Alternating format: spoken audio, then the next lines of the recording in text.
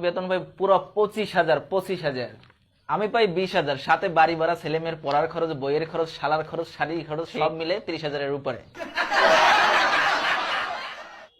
ঠিক আছে ঠিক আছে, আমার অফিস পুরাই এসি, আমার বাড়ির বাথরুমেও এসি। আমি সপ্তাহে পুরা 1 দিন ছুটি পাই, যাওয়াই লাগবে না, মানে মন চাইলে যাও আর কি, আর বাহানা বানাও, শালার বিয়ে, শালির বিয়ে, শাশুড়ি মারা গেছে, শালির বাচ্চা হবে, পাছা ব্যথা, মাথা ব্যথা, ড্যারে ড্যারে ড্যারে। আমি পুরো 30 মিনিট লাঞ্চ টাইম পাই, 30 মিনিট। 2 ঘন্টা, কমপক্ষে 2 ঘন্টা। লাঞ্চে গিয়ে না আসলেও অফিসে আর কোনো সমস্যা নেই, ডাইরেক্ট ছুটি। ঠিক আছে ঠিক আছে, এক বিষয়ে কিন্তু আমি সব থেকে এগিয়ে। কোন বিষয়ে? সামাজিক রেসপেক্ট। হ্যাঁ আল্লাহ, সামাজিক রেসপেক্ট। বুড়া হয়ে যাইতেছিস, মাইয়ে পাইতেছিস না বিয়ের জন্য, আমাকে দেখ।